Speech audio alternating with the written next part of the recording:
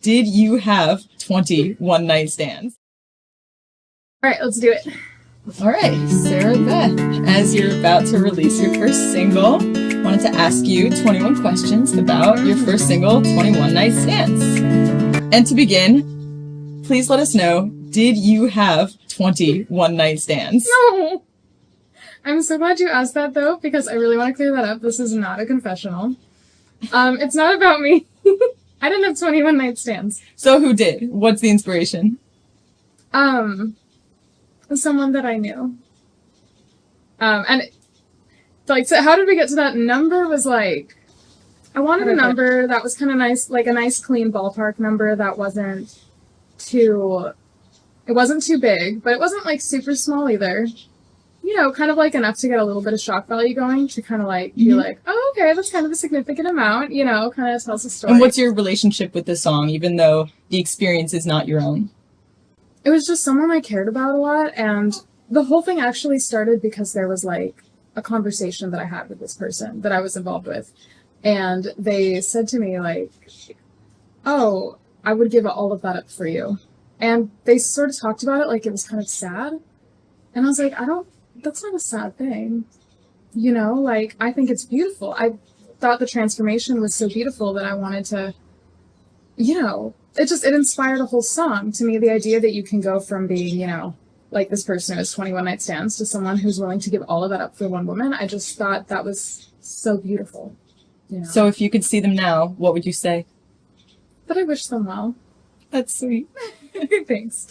So when it comes to the musical process for this song, what did you go through? What was it like, the writing and the producing and the creating? So the original inspiration for the song came to me in the middle of the pandemic. I was riding the 720 in the LA Metro down Wilshire. I worked as a nurse in Santa Monica, and the lyrics came to me on the bus. If you listen to it, there's a crow sound in the chorus. And the way that came about was I wanted some sort of, like, for the beat kind of goes like dun, dun, dun, dun, dun, dun, dun, dun. And I wanted almost like a door creaking, like the But it's the caw of, like, a bird? Yeah, of a crow, because I played with, like, doors in my apartment, was like, no, this doesn't sound right. And I was taking a nap on my grandma's couch. I was visiting her in San Diego, and I heard a crow sound, and I was like, that's it! Light bulb! Right! So if you listen really carefully, I don't know if you can hear it with all the layers, but yeah, there's a crow sound in there. And then, of course, my producer, Natalia, she just came in with her magic and just made it perfect. So I have to give a lot of credit to her. You love how it turned out, I'm sure. It turned out brilliant. No, I mean, what I love about Natalia, my relationship, is she takes what I hear in my head and she has the capacity to make it real. A relationship like that, because, I mean, you as a musician know, it's just like, wow, this sounds so great. If only I could make it, like, real, you know? And she does that for me. That's amazing. Now, why did you pick this song to be your first single you're going to release? Because I know you've written more. Oh, I've written like a billion, but exactly. Yeah. So what does it mean that this is the one, 21 Night Stands? I thought it was a really good representation of the balance between me and how I'm very edgy on one hand, but I'm also very wholesome on the other. Hopefully you hear it and at first you're like, what? And then you listen and you're like, oh, okay. You know what I mean? I would agree. Right. So speaking of your style, as you spoke about, moving on to you as an artist, you said a little bit edgy. Would you describe that as your style, or what would you really say, you know, you are as an artist? Yeah. Raw. Everything I write happens. I don't believe in lying through art. I mean, you know, not to say that writing about a different experience is lying, but I'm just very passionate about being as absolutely authentic as I can be. You know? I'm also very big on classy. And how did you get into singing and discover this was your style? That's a really good question. Because I know you didn't start out singing in this form, right? No, in fact, I was a dancer first. I was a dancer starting when I was 3. I got to sing when I was maybe 5. But I got into solo work because I was part of a dance studio, and the girl who was supposed to do a solo got sick, and she'd heard me at the auditions and was like, here, you do it for me. And it happened like so quickly, I just had no time to get nervous. I think Celine Dion's God Bless Us Everyone for Christmas. And I just went up there and did it, and I was like, oh, I kind of like this. Everyone's clapping. Like, this is fun, you know? I'm good at this. And that's when I realized that I could stand on stage by myself. What about your training, your musical training growing up? I did 3 years of modern voice with my coach, Ms. Ann, at Allegra. And then after that, I actually lost my voice for a couple months. And as part of voice therapy, I got into classical Italian opera. Fancy. Yeah, with Auntie Betty Grusin with the Bel Canto School of Singing Academy. And during one lesson I said to her, so I guess I'm an opera singer now. And she's like, oh, you're not just any opera singer now. Like, you will be an opera singer after 7 years of training. And I was like, challenge accepted. So I did it for 7 years. It shows, I do have to say. Thank You can hear the classical qualities in your voice. That means a lot coming from you. So, what can we expect to see from you in the future after we've talked about your past? Well, I've written probably several hundred songs up to this point. And I have so many sides to me. You know, 21 Night Stands is like, I adore this song, but it's just one style that I do. You know, so I would love to I have so many, they're like my babies, you know, they're like my children, and I want them all to be real, you know? Mm-hmm. So hopefully the sky's the limit, you know? Yeah. I'm down.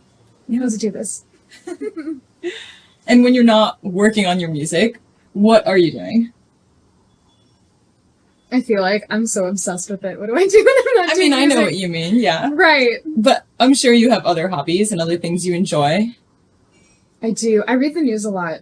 I try to read the news. I'm so involved. Yes, I care so much about this world and what's going on. It's like the tea, you know? And I have to catch up on the gossip of like, what's going on with Erdogan and Putin, you know? I love that. I try to get like 5-10 different sources. I'm a huge dancer. I try to do ballet and hip hop at least once every week. So what's something about you that might surprise people that maybe I don't even know? Oh, that you don't even know? Maybe. Gee, oh my God. Or maybe that your audience doesn't know. I was like, Sonia, you know everything about me. Let's I'm be getting official close. Party line. That I am trying to teach myself Arabic. Okay. You know that, though. I do. But I'm very proud of it because it's really hard. All right, now for a little more get to know you of the rapid fire section. What is your zodiac sign? Taurus. And what's your favorite food? Raw salmon. Gross, but okay. What's your least favorite food? Ooh. I'm thinking macaroni salad. What? I had too much. And you're from Hawaii? I had too much when I was a toddler, and it still traumatizes me. Okay, that's acceptable. Where were you born? Manhattan, Kansas. And where were you raised? Hello, Hawaii. But where's your favorite place to live? Or where's your dream home? Los Angeles, you know this. How tall are you? I'm 5'1". What is your favorite movie? Tied between the first Harry Potter and Freedom Riders. What about your favorite holiday? Halloween. What is your guilty pleasure? Probably just... Oh, I know what it is. I'm addicted to that popcorn. The Smart food. The Smart Food white cheddar. Yes, it's the best one. Yes, if I could inject it, I would. I'm always saying that. Yeah. Do you have a guilty pleasure movie that you watch with that popcorn? Okay. I know I have a guilty pleasure movie. I'm sure you do too. I haven't watched it with this popcorn yet, but like when I want to like just really cry, it's The Notebook. I knew you were gonna say that. Why did you know that? I could tell. How did you know? I know you too well. Oh my God. I guess. Okay. What's your biggest pet peeve? Being interrupted. Sorry. Oh no, it's okay. It's okay. What's your favorite condiment?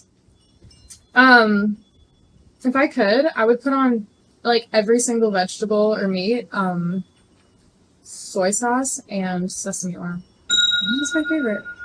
Okay. And what is, and I'm probably sure you don't have one, but if you did, what would you say is your favorite song that is not your own?